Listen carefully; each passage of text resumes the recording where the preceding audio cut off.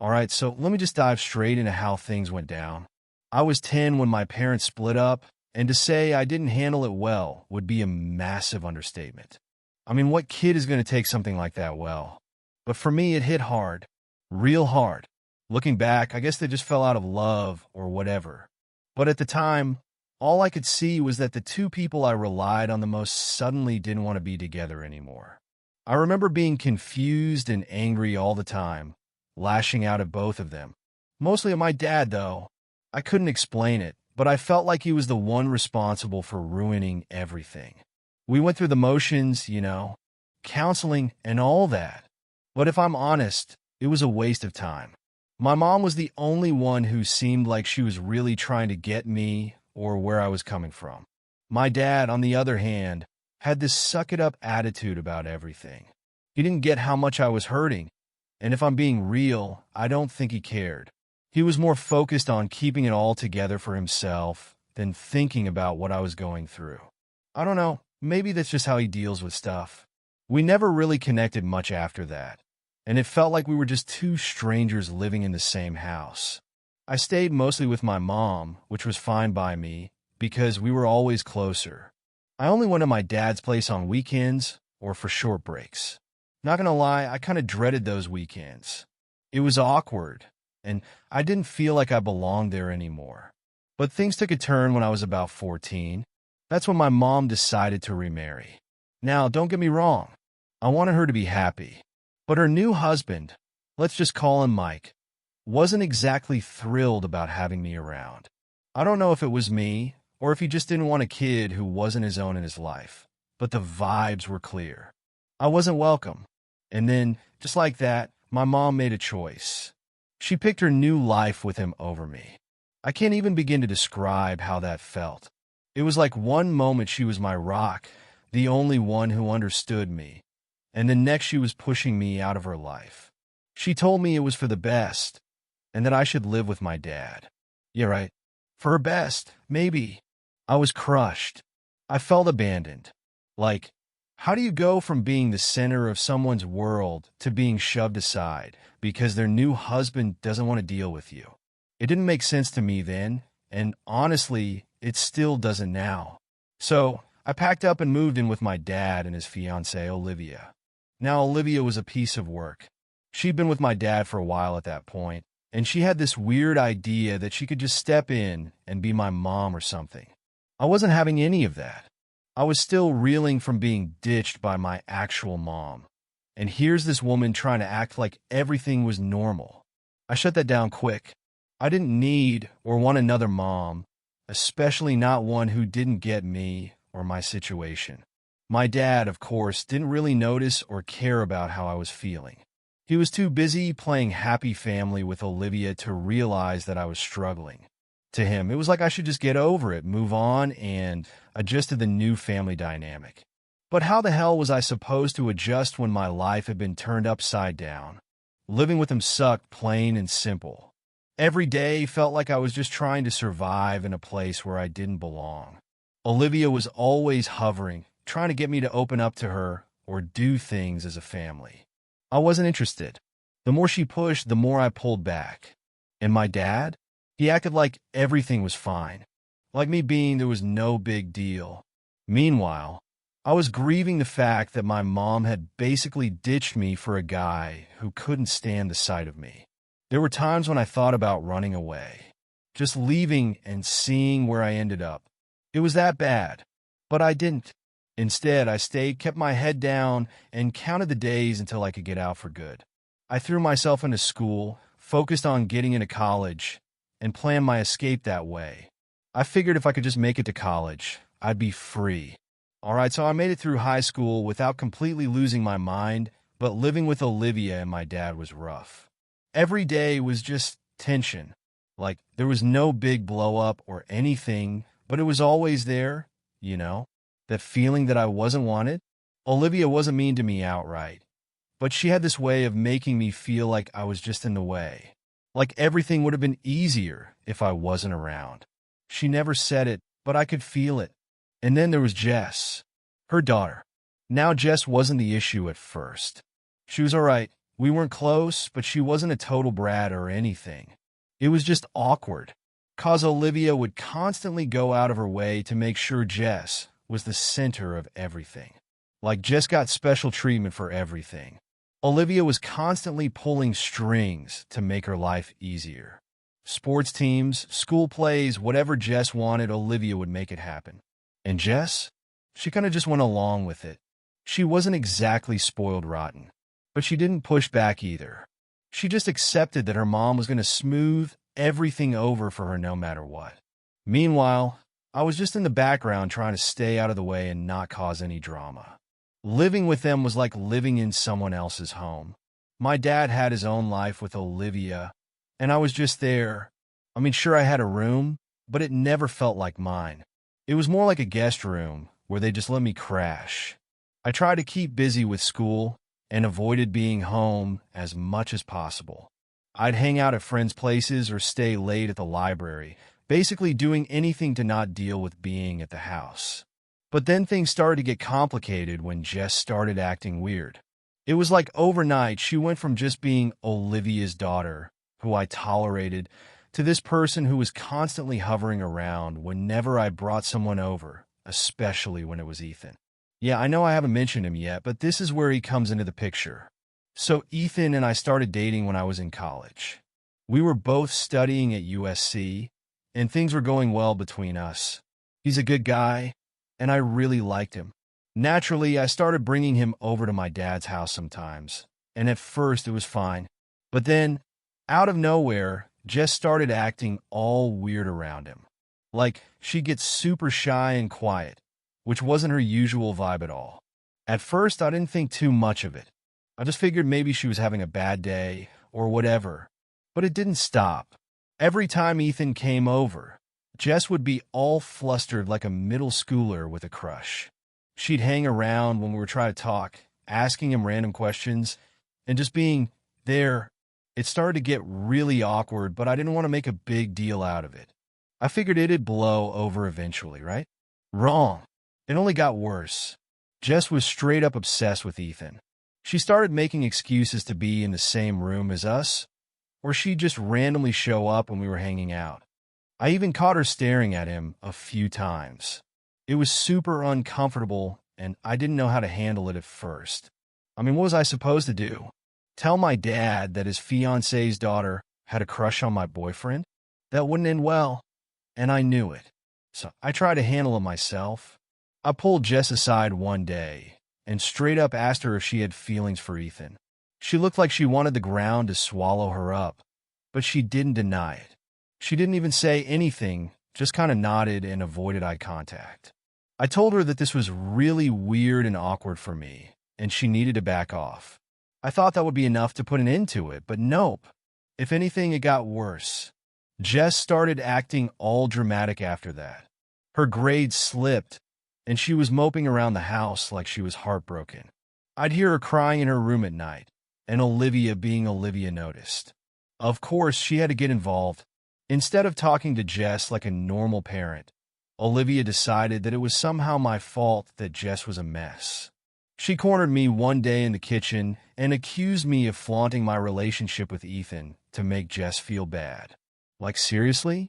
How is it my fault that Jess had a crush on my boyfriend? It was ridiculous. But Olivia was dead serious. She told me I needed to be more considerate and suggested that maybe I shouldn't bring Ethan around anymore for Jess' sake.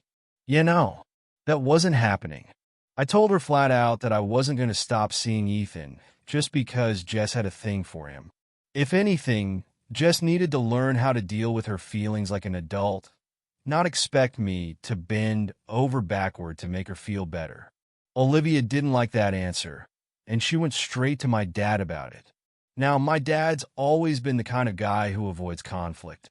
So, of course, he tried to play peacemaker.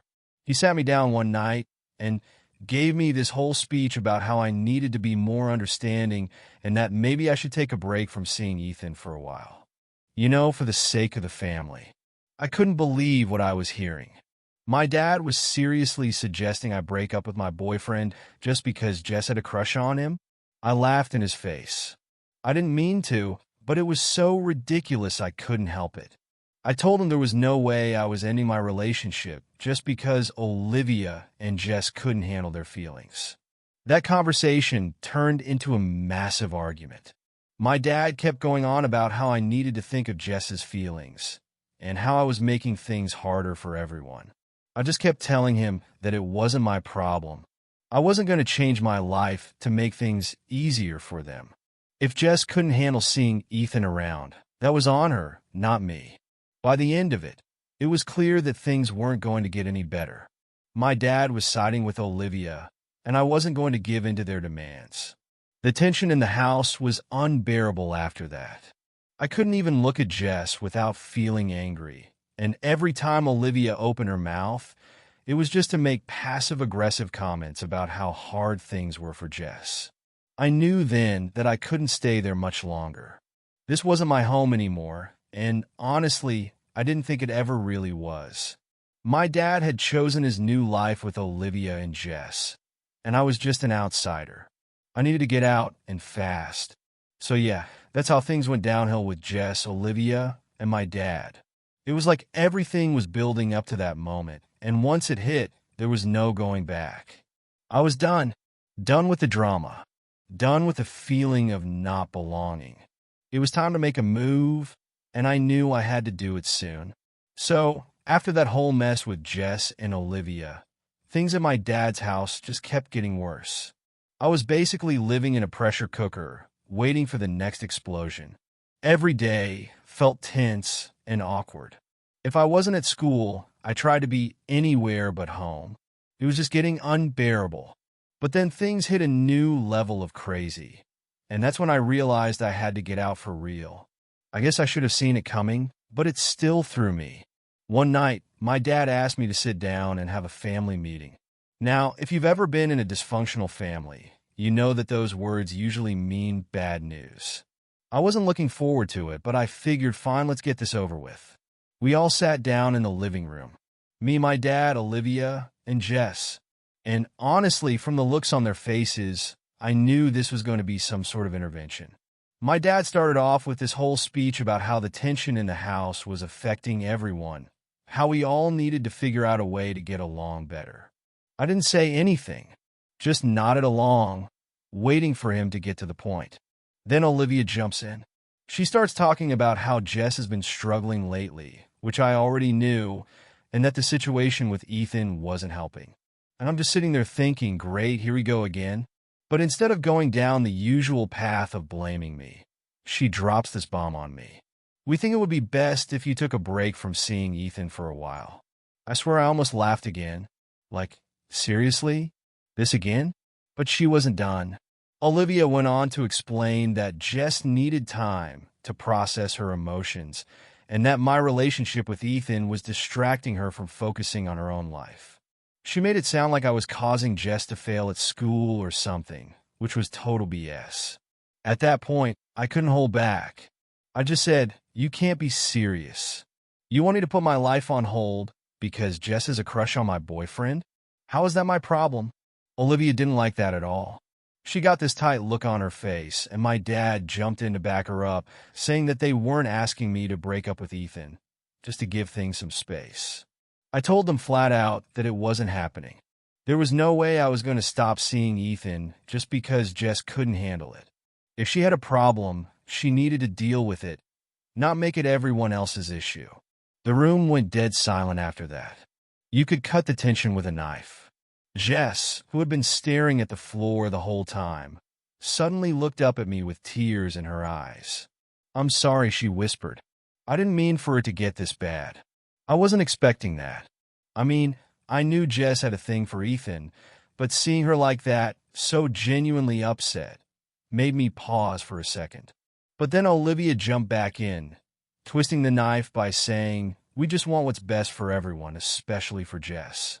We all need to make sacrifices sometimes for the good of the family." At that point, I'd had enough. Sacrifices? I snapped. "What have you sacrificed, Olivia? All I've done since I moved in here is try to stay out of your way. I've given up enough. I'm not giving up Ethan too." My dad didn't say anything for a long moment. He just sat there, looking tired and defeated, like he didn't even want to be part of this conversation anymore.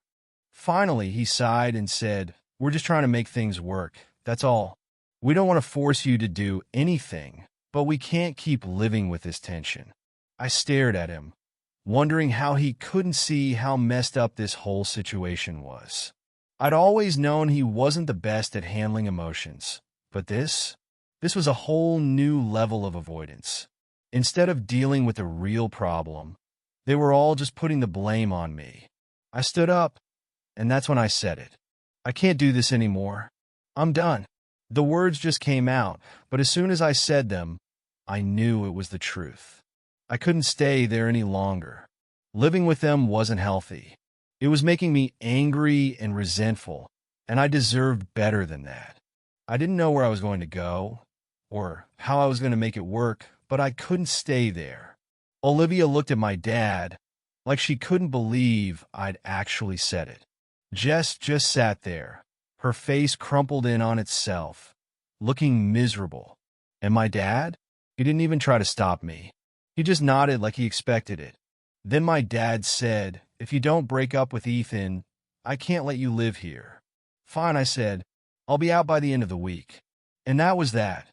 I left the room, went to my room, and started packing.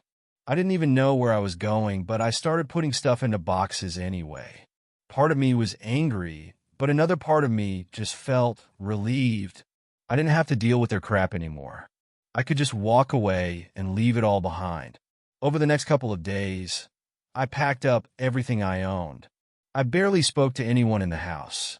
Olivia acted like she didn't care, and just kept to herself, probably embarrassed about the whole thing. My dad tried to talk to me once, but it was just more of the same. Him trying to make peace without actually fixing anything. I didn't tell him where I was going when I left. I didn't think he even cared. The day I moved out, I loaded up my car, looked back at the house one last time, and then I drove off. I didn't look back. Leaving wasn't easy. I was scared and uncertain about what would happen next, but I also knew that staying in that house wasn't an option anymore. My dad had made his choice. He'd chosen his new family over me, and I wasn't going to stick around and be a second thought in my own life. I didn't really know what the future held for me, but I knew one thing for sure. I was done with the toxic mess my life had become in that house. It was time to figure out who I was and what I wanted without them dragging me down. It was time to start living for me, not for them. So after I left my dad's house, it was like a weird mix of relief and straight-up panic. I had no idea what I was doing. I didn't have a solid plan or anywhere permanent to stay right away, but I knew I couldn't stay in that toxic mess any longer. It was like getting out of a pressure cooker. Yeah, things were calm for a minute, but now I had to figure out how to survive on my own. At first, I crashed at my friend Kayla's place. She had this tiny apartment not too far from campus, and she was cool enough to let me stay with her for a while. I didn't want to be a burden, so I told her it was temporary, just until I figured things out. I started looking for a job immediately. Even though I was still in school, I knew I had to start making money if I was going to pay for rent and all that. Those first few weeks were rough. I was working random shifts at a 24-hour diner, mostly late nights and weekends. I didn't have much choice. I needed the money. It wasn't the best job in the world, but it paid enough to keep me afloat. Between working, going to class, and studying, I barely had time to think, and honestly, that was probably for the best. But every now and then, when I had a quiet moment, I'd start thinking about everything that had happened with my family. It was hard not to feel angry and a little lost. I mean, I knew I made the right choice by leaving, but that didn't make it any easier to accept that my dad had chosen Olivia and Jess over me. It stung. Bad. It felt like I wasn't even part of his life anymore, like I'd been replaced. The worst part? He didn't even reach out after I left. Not a single phone call or text to see if I was okay. It was like I just disappeared, and he didn't care enough to check. That hurt more than I wanted to admit, but I was trying not to dwell on it too much. I had to focus on building my own life now, without relying on him. After about a month of couch surfing at Kayla's, I finally found a tiny studio apartment that I could afford. It wasn't much, just a small room with a bathroom and a kitchenette, but it was mine. It felt good to have my own space, somewhere I didn't have to walk on eggshells all the time. The first night I slept there, I remember just lying on the floor since I didn't have any furniture yet, feeling this huge wave of relief. For the first time in a long time, I felt like I could actually breathe. But of course, life wasn't going to let me off that easy. About 2 weeks after I moved in, I got a text from my dad. It was short and cold. He was writing an email to a coworker or something. He said something like, "Hope you're doing well. Let me know when you have time to talk." That was it. No apology. No, I miss you. Nothing. Just a sterile message that felt more like an obligation than him actually wanting to talk. I stared at the message for a long time, trying to figure out how I felt about it. Part of me wanted to reply, to open up some kind of dialogue and maybe, just maybe, fix things. But the other part of me, the part that was still pissed off and hurt, wanted to just ignore him. Why should I be the one to reach out when he hadn't bothered to check on me in weeks? Why should I care when he clearly didn't? In the end, I didn't respond. I just couldn't. It wasn't about being petty or trying to punish him. It was more like, what was the point? What could we possibly say to each other that would fix everything? I wasn't ready to go back to that mess, and honestly, I didn't know if I ever would be. Instead, I threw myself into work and school. I was grinding nonstop, doing whatever I could to keep moving forward. It wasn't easy, but it felt good to be doing something for myself for once. I wasn't living under anyone's roof or dealing with their drama. This was my life now, and I was determined to make it work.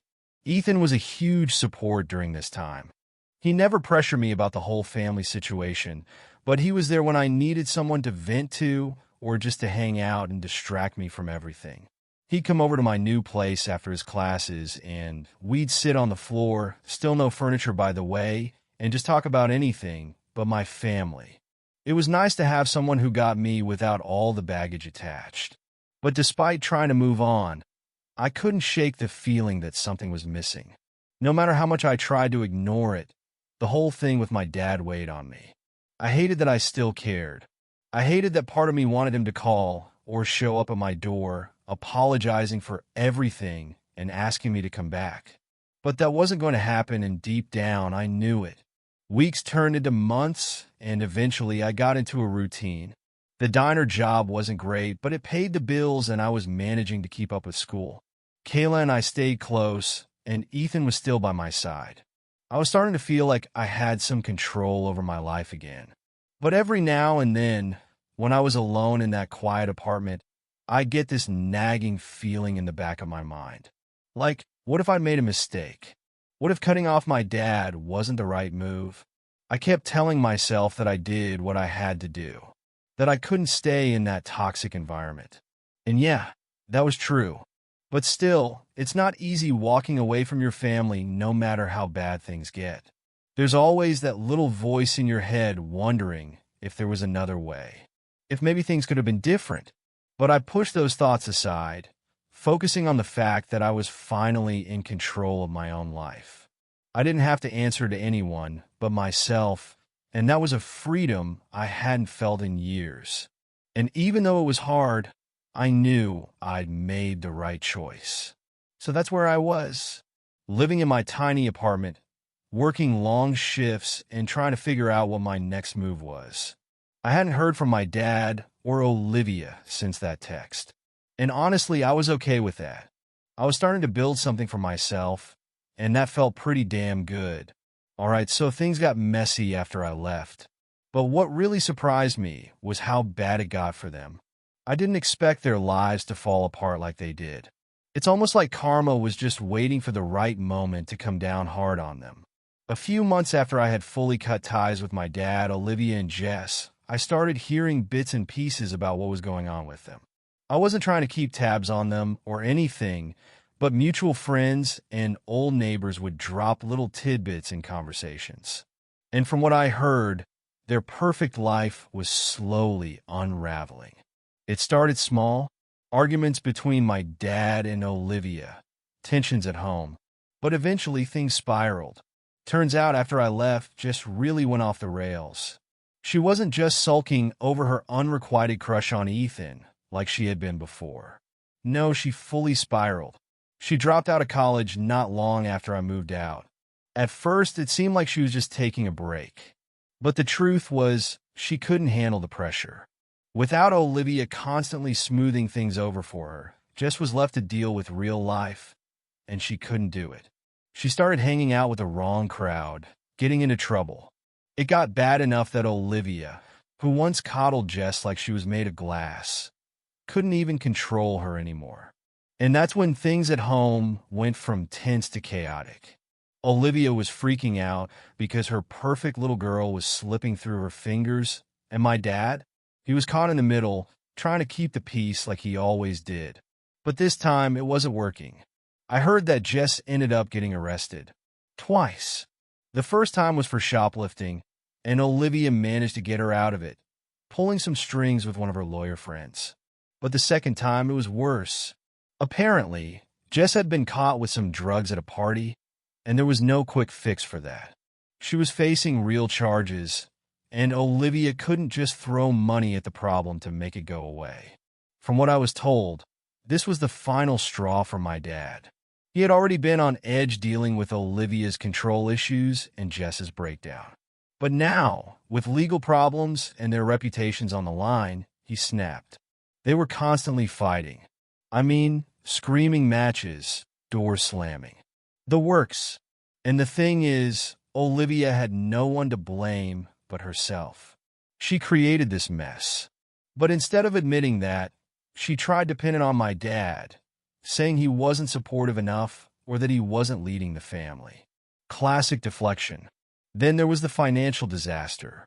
I found out through some old neighbors that my dad had made some bad investments after getting pressured by Olivia to expand their wealth. Olivia had always been obsessed with status. Having the nicest house, the newest car, and of course, being better than my mom ever was. She pushed my dad to invest in some sketchy real estate deal, thinking they'd make a quick profit. Spoiler alert, it didn't work out. They lost a lot of money. Like, we're talking almost all of my dad's savings. The house they were living in, they were on the verge of losing it. Olivia had spent years pretending they were living the high life. And now it was all crumbling down around them. My dad, who had worked his whole life to build some kind of stability, was now facing the possibility of having nothing. And guess what? Olivia bailed. Yep. When things got too tough for her, she packed her bags and left. She wasn't about to stick around and deal with the consequences of the mess she helped create. From what I heard, she ran off with some guy who had more money, someone she met through one of her fancy social circles. It was typical Olivia, always chasing the next best thing, never sticking around when things got hard. So there was my dad, left with nothing. His wife had left him, his daughter was in serious legal trouble, and he was drowning in debt. I remember thinking, well, this is what happens when you pick the wrong side. And yeah, maybe that sounds harsh, but I couldn't feel bad for him. Not after everything he'd put me through. Then, out of nowhere, I got a text from my dad. It wasn't like the cold, business-like messages from before. This one had some desperation in it. He asked if we could talk, said he needed to explain everything. I didn't respond right away. I mean, what was there to talk about? He chose Olivia and her perfect little life over me. And now that it was all falling apart, he wanted to reconnect. I wasn't interested in playing savior for him. But a week later, I got another text, and this one hit harder. He was asking for help. Financial help. Can you believe that? After everything that happened, he had the nerve to ask me for money. Said he was in a tough spot and that he didn't know where else to turn. I stared at that message for a long time, just trying to wrap my head around it. I guess that was his last play. Olivia was gone, Jess was a wreck, and now he was broke. The guy who had never really been there for me, who chose his new family over his own daughter, was asking for a lifeline. It was hard to believe, but at the same time, I wasn't shocked. When you build your life on someone else's terms, it falls apart just as easily. I didn't respond. I couldn't. There was nothing left to say. He made his choices, and now he had to live with them. It was kind of poetic in a way. The perfect little life he built around Olivia had crumbled, and now he was left standing in the ruins. Meanwhile, I was doing just fine. I had my own place, my own life, and I didn't need him anymore. That's the thing about karma. It doesn't care how long it takes. It just waits for the right moment to show up.